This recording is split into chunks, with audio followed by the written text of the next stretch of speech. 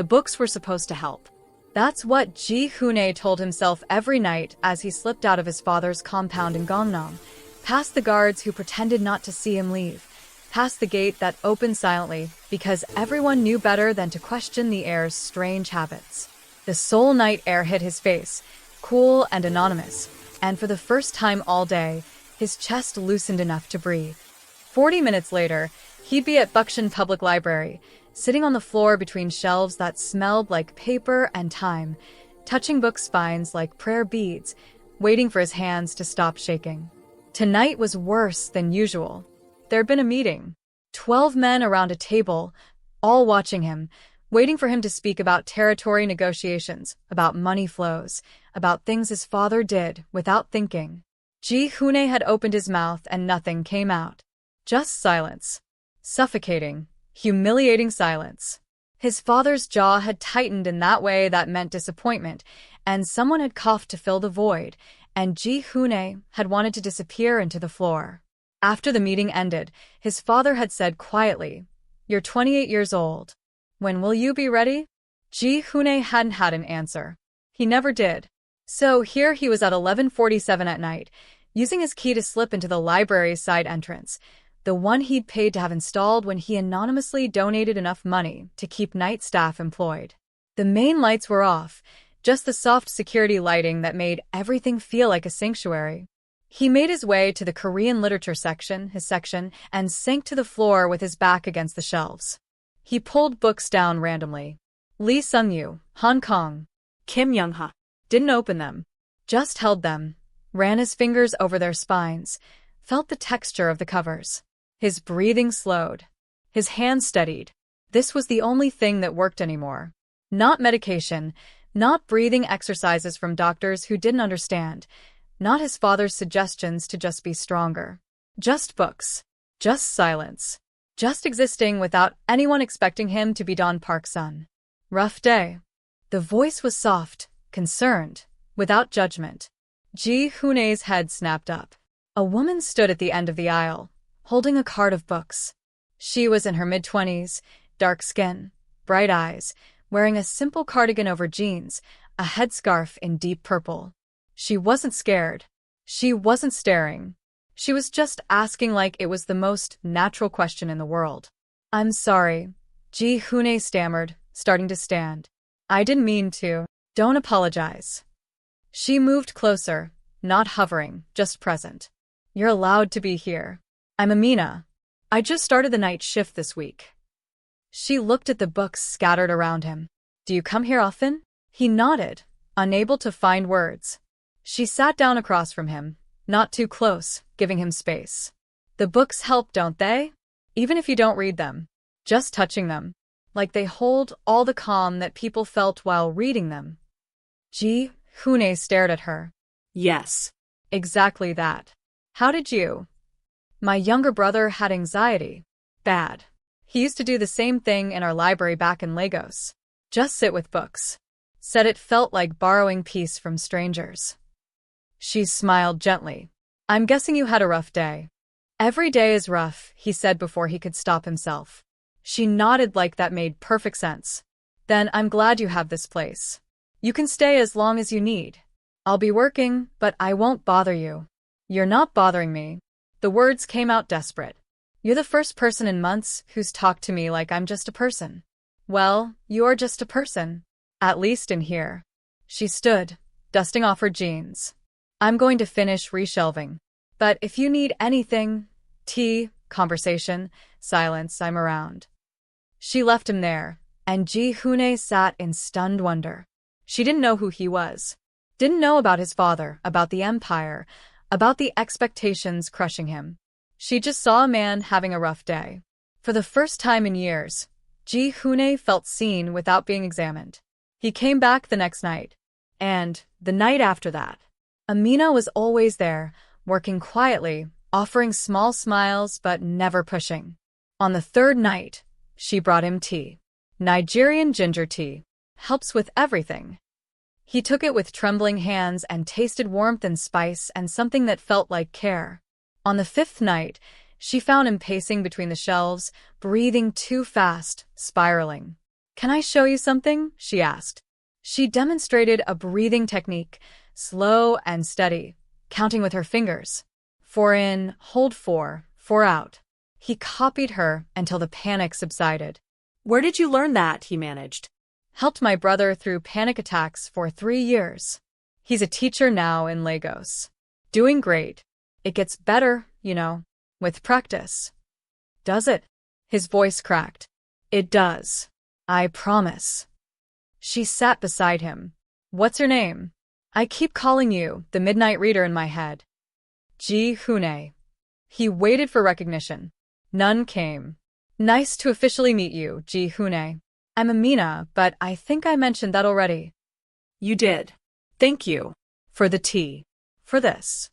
He gestured vaguely. You don't have to thank me for basic kindness.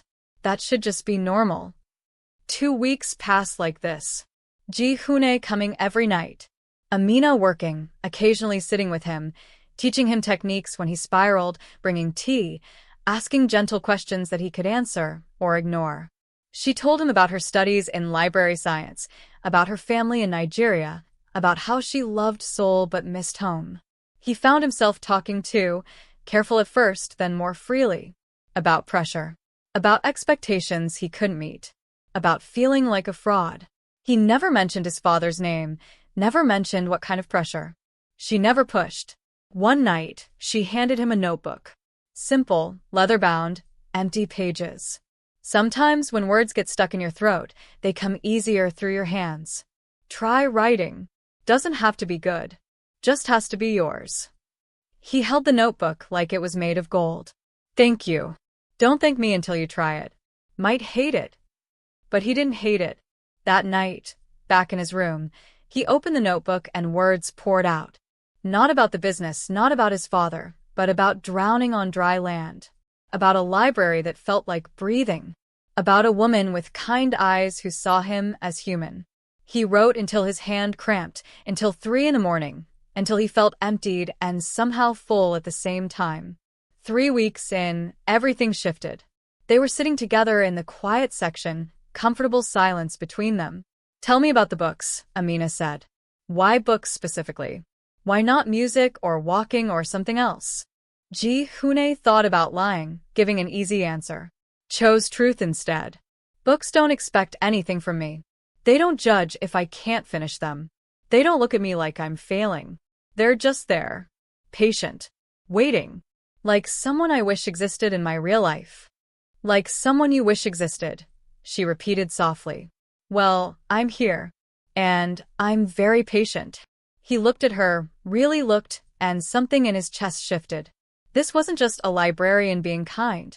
This was connection. This was someone seeing through all his defenses to the person underneath. My father's world is all decisions and power and violence. I was supposed to inherit it seamlessly, like being strong is genetic. But I freeze. Words disappear. My mind goes blank when they need me to speak. They think I'm weak. Or maybe you're human and they forgot what that looks like. She leaned forward. What if your sensitivity isn't weakness? What if it's just proof that you're not made for their world? That doesn't make you broken. Ji-Hoon-ae. Just different. My father wouldn't see it that way. Then maybe your father's wrong. No one had ever said that to him before. No one had ever suggested that maybe the problem wasn't him. Ji-Hoon-ae felt something crack open in his chest, something that had been locked for years. But the outside world was catching up. In his father's office in Gangnam, Don Park sat behind his massive desk, looking at surveillance photos spread across the surface. His son, the library, a woman, together, laughing. His security chief stood silent. How long? Don Park asked quietly. 5 weeks, sir. Every night. Sometimes for hours. She's Nigerian. Student visa. Graduate program in library science. Clean record. But what? She works at that library. Night shift. Your son talks to her every night. Don Park studied the photos. In one, Ji-Hoon-ae was smiling. Actually smiling. When was the last time he'd seen his son smile? Find out everything about her. Everything. Who she knows, who she talks to, where her money comes from. You think she's working for someone? I think my son is vulnerable and a smart enemy would exploit that. Watch them. Don't interfere yet. But I want to know if she's real or if she's a trap. 3 days of surveillance revealed nothing suspicious. Amina went to classes, worked her shift, went home to a modest apartment in Idiwan, sent money to her family in Nigeria. No secret meetings. No suspicious contacts. She was exactly what she appeared to be. A graduate student. Working. Kind. Don Park stared at the reports and felt uneasy. If she wasn't a threat, that meant she was genuine. Which meant his son had found something Don Park couldn't give him. Peace. Ji Hoon brought the notebook to the library on week 4. I wrote something. Would you read it? His hands shook as he offered it to her. Amina took it carefully, settling into a chair. She read in silence, turning pages slowly. It was raw and honest and beautiful in its vulnerability. A piece about drowning, about finding air in unexpected places, about someone who taught him to breathe. When she finished, her eyes were wet. Ji Hoon, this is extraordinary. You have a gift. I've never shown anyone my words before. I'm honored to be first. She held the notebook like it was precious. You should keep writing. This is real.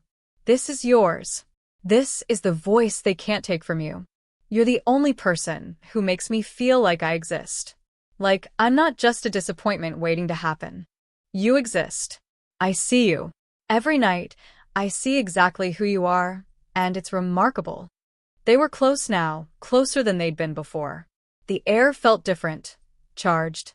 Ji Hoon wanted to lean forward, wanted to close the distance, wanted to ask if she felt this too. But fear held him back. What if she said no? What if this fragile thing between them shattered? Amina reached across and took his hand. Simple. Warm. You're not alone anymore, Ji Hoon. Whatever you're going through, you don't have to carry it alone. The moment broke when her phone buzzed with a reminder. She pulled back, checking the time. I need to finish reshelving before my shift ends. But same time tomorrow. Same time tomorrow. After she left, Ji Hoon sat in the silence and let himself feel it. Hope. For the first time in years, actual hope that maybe life could be different. That maybe he could be different. That maybe, impossibly, someone like Amina could care about someone like him. The next evening, Don Park himself came to the library. He came during the day shift, dressed in an expensive suit that screamed power and money. Amina was reshelving in the nonfiction section when he approached. Are you Amina? She turned, professional smile in place. Yes, can I help you find something? You can help by staying away from my son. The smile faded. Understanding dawned. You're Ji Hoon's father. I know what you're doing. I know women like you. Amina straightened, meeting his eyes. You don't know anything about me. Don Park placed an envelope on the shelf beside her. 50 million won. Leave Korea. Tonight. This is more money than you'd make in 5 years. She didn't touch it. No. No. His voice was dangerous now. I can make your life very difficult. Your son isn't weak. He's overwhelmed. And if you let him breathe instead of suffocating him with expectations, he'll surprise you. She stepped closer, unafraid. I dare to care about him. Do you? Silence fell heavy between them. Don Park's jaw tightened. No one spoke to him like this. No one challenged him. You have no idea what you're dealing with. I know I'm dealing with a father who's so terrified of his son being different that he'd rather crush him than understand him. That's what I know. She picked up the envelope and held it out to him. I don't want any money. I want your son to be happy. And if you can't give him that, then get out of his way and let him find it himself. Don Park took the envelope, his hand shaking slightly with rage. This isn't over.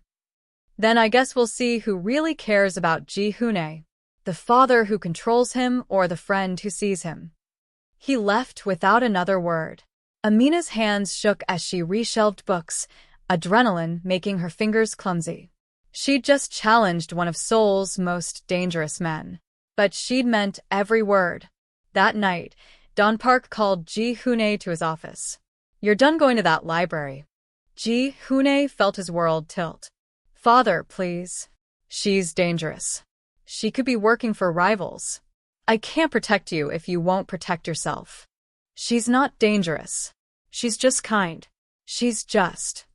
What? Helping you? Making you soft. Don Park's voice rose. Look at yourself. You can't speak in meetings. You freeze when you need to be strong. And now you're sneaking out every night to see some woman who's probably using you. She's not using me. Ji-hoon was shaking now, words tumbling out. She's the only person who sees me. The only person who doesn't make me feel like a failure. Because you are failing. And she's making it worse. I need her. His voice broke. Father, I need to go there. It's the only place where I can breathe. Where I don't feel like I'm drowning. Please don't take that from me. It's already taken. You're not going back. That's final. Don Park turned away, dismissing him. Ji-hoon stood there, chest heaving, world crumbling. Then, he did something he'd never done before. He walked out. Just walked out while his father was still talking. In his room, he tried to text Amina, but his phone was gone. Confiscated. He was trapped. He paced until dawn, hands shaking, breath coming short. Every technique Amina had taught him felt out of reach. He needed the library. Needed her. Needed to feel like a person instead of a disappointing heir. 1 week passed. Then 2. Amina kept working her shifts, kept glancing at the entrance, kept hoping Ji-hoon would appear. But he didn't. She texted the number he'd given her. No response. She tried calling. Nothing. On day 10, she knew something was wrong. On day 14, she accepted that maybe he'd chosen his family over their friendship. It hurt more than she expected. She'd known him 6 weeks. How had he become so important so fast? On day 17, she was locking up the library at midnight when she heard it. A soft knock on the side door. She opened it carefully. Ji-hoon stood there looking destroyed. Hair messy, eyes red, hands shaking violently. I had to see you. Ji-hoon, what happened? She pulled him inside quickly. My father found out about us. Told me I couldn't come back. Took my phone. I've been trapped for 17 days and I'm drowning again. I can't breathe, Amina. I can't. She grabbed his hands. Look at me. Breathe with me. In 2, 3, 4. Hold. 2, 3, 4. Out. 2, 3, 4. He followed her, eyes locked on hers, until the panic subsided enough to speak. I snuck out. His men might be looking for me. But I had to see you. I had to explain why I disappeared. I thought you chose them over me. Never. I could never. He was still holding her hands. You're the only real thing in my life. Everything else is performance and duty and suffocation. But you see me. And I can't lose that. I can't lose you. Ji-hoon. I know it's only been 6 weeks. I know that's not long enough to feel this way. But I do. I feel everything when I'm with you. And nothing when I'm not. Your father's going to be so angry. I don't care anymore. Let him be angry. Let him disown me. I'm tired of living for everyone else. Headlights flooded through the window. Car doors slammed. They found you, Amina said. I don't care. You have to go. Not without telling you you matter to me. You've saved me every night just by existing. Whatever happens, I need you to know that. I know. Now go before. The library door burst open. 3 of Don Park's men entered, faces grim. Ji-hoon SSI. Your father wants you home. I'll come. Just give me 1 minute. Now. Ji-hoon looked at Amina one last time. Then he walked out, guards flanking him like he was a prisoner. Amina stood in the empty library, heartbreaking for a man trapped in a life he didn't choose. In Don Park's office, the confrontation was brutal.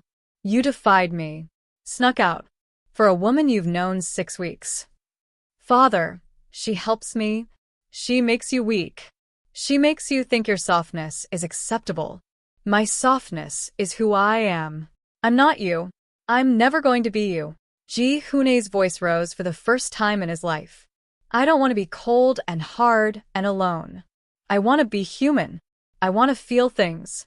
I want to care about someone who cares about me. Don Park stared at his son, shocked into silence. If you make me choose, I'll choose her. I'll leave everything. The company, the money, this life. I'll leave it all and figure out who I am without you controlling every moment. You wouldn't survive a day out there. Then I'll die free instead of living dead in here. Ji Hune's hands were steady for the first time. I'm going back to that library tomorrow night. And the night after. And every night after that. You can lock me up, take my phone, postcards. But the first moment I can, I'll go back to the only place I feel alive. The only person who makes me feel human. If I see you there again, I'm having her removed from Korea. Permanently. The threat landed. Ji Hune's face went pale. You wouldn't. Try me. Her visa can be revoked. Her degree program terminated. She'll be on a plane to Lagos before she can pack. Is that what you want? Father, please. Stay away from her. Let me handle this situation. Or she pays the price. Don Park's voice was final. Choose. Ji Hune stood there, trapped. If he kept seeing Amina, she'd be deported. If he stayed away, he'd lose the only person who understood him. There was no winning. I hate you, he whispered. You can hate me, as long as you obey me. That night, Ji Hune texted Amina from a borrowed phone. I'm sorry. I can't see you anymore. It's not safe for you. He'll have you deported if I come back. I can't do that to you. I'm so sorry. Amina read the message 3 times, tears falling. She understood. She hated it, but she understood. She texted back. I understand. Be well, Ji Hune. You're stronger than you know. And you deserve happiness. Don't forget that. She didn't hear back. 2 weeks later, Amina was working the night shift alone. The other staff member had called in sick, and she'd volunteered to cover. It was quiet, peaceful, the way she liked it. She missed Ji Hune every night, but she'd made peace with it. Sometimes caring about someone meant letting them go. She was reshelving in the back when she heard it. The front door opening. Footsteps. Multiple people. Her instincts flared. Something was wrong. 3 men appeared at the end of the aisle. Not library patrons. Wrong energy. Dangerous. Where's the park boy? He comes here, doesn't he? Amina's heart raced. I don't know who you're talking about. Don't lie. We know he comes here. No, he talks to you. Where is he? Even if I knew, I wouldn't tell you. One of them pulled a gun. Call him. Now. Tell him to come. Or this gets ugly. I don't have his number anymore. True now. He'd never given her the new one. Then we wait. He'll show up eventually. He always does. They forced her toward the archive room. She went, mind racing. These were rivals. Had to be. They wanted Ji Hune. And he would come. He always found a way. She needed to think, needed a plan. The archive room had one entrance. Heavy door. If she could get inside, she could lock it, block it somehow. By time. As if summoned by her thoughts, she heard it. The side door opening.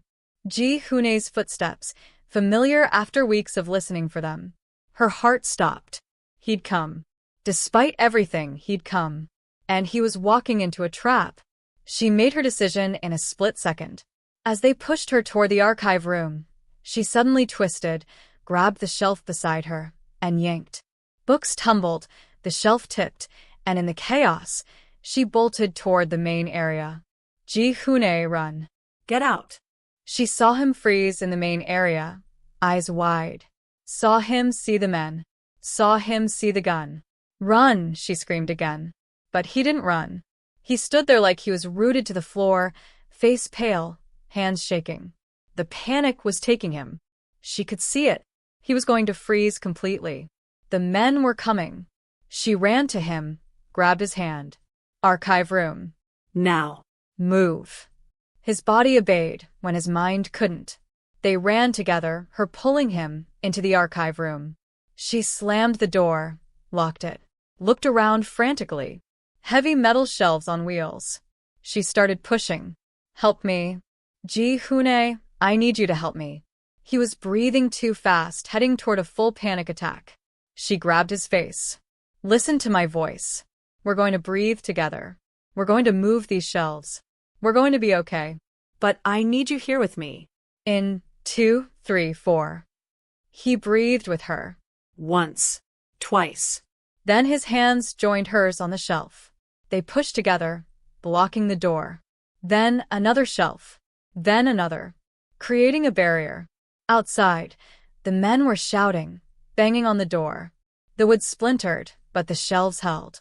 They're going to get in, Ji-hoon whispered, shaking. Not if we stay calm. Not if we breathe. She pulled out her phone with trembling hands. Called the emergency number Ji-hoon had given her months ago. The one that went directly to Don Park's security. We're trapped in the archive room at Buckshin Public Library. 3 men with guns. They want Ji-hoon. Please help. She hung up, looked at Ji-hoon. He was sliding down the wall, hyperventilating. She slid down beside him, took his hands. Breathe with me. Your father will come. His men will come. We just need to hold on. They're going to kill us. No. They want you alive. Leverage doesn't work if you're dead. We just need to breathe until help comes. She kept her voice steady, even though she was terrified. In 2, 3, 4. Out 2, 3, 4. They breathed together while the door splintered, while the men shouted threats, while minutes stretched like hours. Ji-hoon's head was on her shoulder. Her arms were around him. I'm sorry, he whispered. This is my fault. You're in danger because of me. I'm here because I choose to be. Because you matter to me. Because I'm not leaving you. Ever. The door finally gave way. The shelves held but barely. A man's face appeared through the gap. Come out or we come in. You want him alive? Amina shouted back, surprising herself with her strength. Then you wait. Because I'm not letting you near him. Brave. Stupid, but brave. The man laughed. His father's the same way. Protective. Guess that's where the kid gets it. Then they heard it. Sirens. Shouting. Footsteps running. The men cursed and ran. More footsteps, organized, purposeful. Then Don Park's voice. Ji-hoon, are you in there? We're here. Amina called. The shelves were moved carefully. The door opened. Don Park stood there with a dozen of his men, all armed, all scanning for threats. But his eyes went immediately to his son. Ji-hoon was curled against Amina, her arms around him, both of them shaking but alive. Don Park saw how she was positioned, between his son and the door. She'd been shielding him, with nothing but her body. No weapon, no training, just sheer determination to protect someone she cared about. Are you hurt? Don Park's voice was rough. We're okay, Amina said. Scared but okay. Don Park knelt down to their level, looked at his son, then at Amina. You stayed. You could have run. You stayed. Of course I stayed. I love him. The words came out simple and true. I couldn't leave him. Something in Don Park's face cracked. He'd spent weeks believing she was a threat, an enemy, someone using his son. But here she was, having risked her life for a man she'd known 2 months. No calculation. No agenda. Just love. Pure and simple and braver than anything he'd seen in years. Let's get you both out of here, he said quietly. They were taken to Don Park's compound. Doctors checked them over. Shock but no injuries. Ji-hoon was given something to calm his nerves. Amina refused anything, needing to stay alert. They sat together in a private room, not speaking, just holding hands. Finally, Don Park entered. He looked older somehow. Tired. I owe you both an apology. Ji-hoon looked up, shocked. His father never apologized. Not to anyone. Don Park sat across from them. I thought you were a threat, he said to Amina. Thought you were using my son. Deceiving him. Working for enemies. I was wrong. You were protecting him. I understand that. No. I was controlling him. There's a difference. He looked at his son. I've been trying to make you into me. Force you to be strong the way I define strong. But you're not me. And that's not weakness. That's just who you are. Ji-Hune's eyes filled with tears. Last night, you had every reason to run. Save yourself. You stayed. You protected my son when you had no reason to risk yourself. That's real strength. And I've been too blind to see it. He paused. You said you love him. I do. And you, he turned to Ji-Hune. Do you love her? Yes. More than anything. Don Park nodded slowly. Then you have my blessing. Both of you. To see each other. To build whatever this is. He looked at Amina. You mentioned dreams once. Literacy programs for struggling children. You still want to do that? She nodded, confused. I'll fund them. Fully. Whatever you need. Space, staff, resources. Considerate payment for saving my son's life. And an apology for how I treated you. Amina's mouth fell open. I don't understand. My son needs you. Not because you make him weak, but because you remind him he's human. That emotions aren't weaknesses. That there are different kinds of strength. Don Park's voice was rough with emotion. I spent 30 years teaching him the wrong lessons.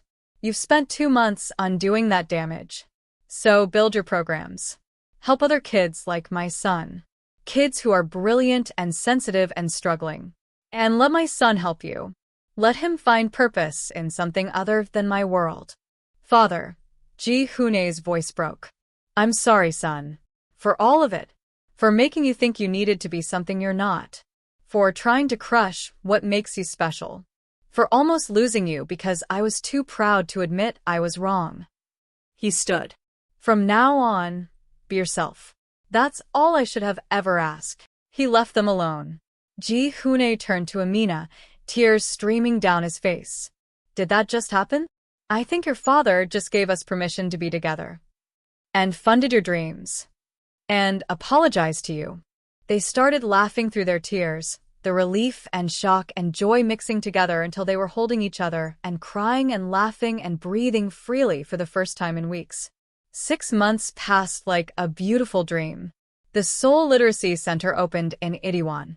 Modern space, warm colors, shelves full of books.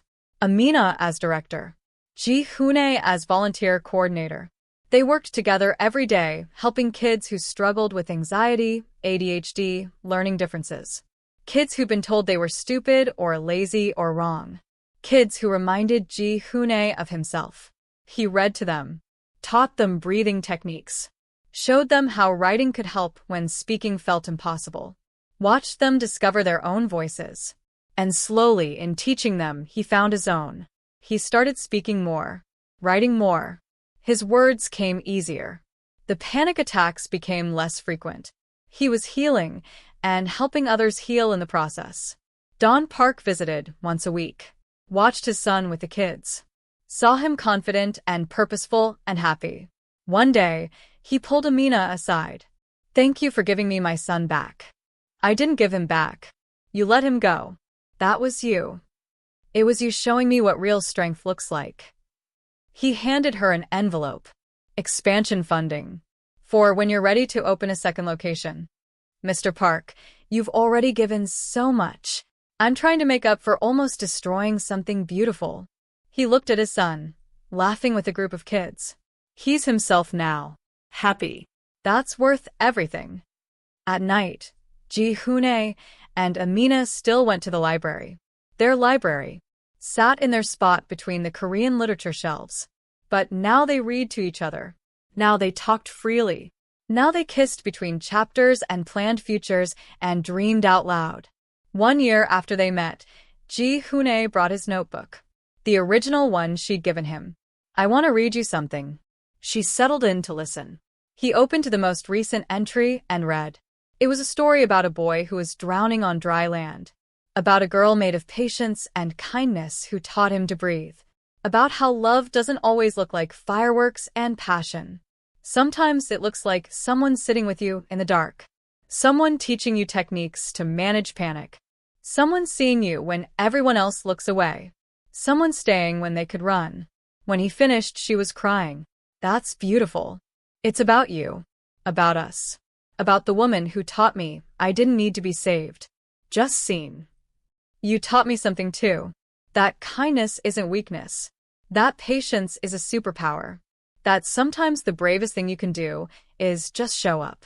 He pulled out a small box. Her breath caught. I know it's only been a year. I know we're young. But I also know I don't want to spend another day without you in it. He opened the box. Simple gold ring with a small sapphire. Marry me. Help me build this life. Help me be brave every day. Help me remember I'm human, and that's enough. She was laughing and crying. Yes. Yes, of course yes. You ridiculous, wonderful man. Yes. He slid the ring on her finger. Perfect fit. They kissed there in the library, in their spot, surrounded by books that had witnessed everything. From the first rough day to this perfect moment. 2 months later, they had a small ceremony. His father there, smiling genuinely for the first time in years. Her family flew in from Nigeria. The literacy center kids were flower girls and ring bearers. It was simple and beautiful and exactly them. At the reception, Don Park gave a toast. My son taught me that strength comes in many forms. That the bravest person in the room isn't always the loudest.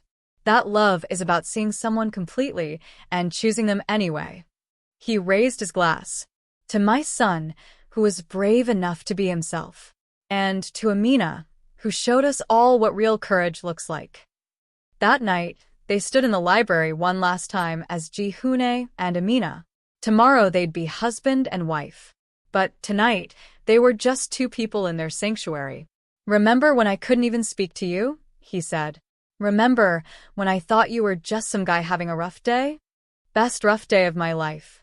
She kissed him as the lights dimmed. Outside, Seoul continued its chaos. Inside, 2 people breathed together, whole and happy and home. And that, beautiful souls, is the story of Jihune and Amina. The story of how a library became a sanctuary, how patience became love, how being seen became everything. It's the story of a man who thought he was weak discovering he was just human. A woman who thought kindness was simple discovering it was revolutionary. A father who learned to let go and found a son in the process. Because the best love stories aren't about grand gestures or dramatic rescues. They're about showing up every day. About breathing together through the hard parts. About seeing someone fully and saying I choose you anyway. About teaching each other that being human, being vulnerable, being real is the bravest thing we can do. And isn't that the most beautiful thing of all? If this story touched your heart, please like, subscribe, and share it so people can get to see this beautiful message. Until next time, friends, please rate this story on a scale of 1 to 10. Thank you for your support.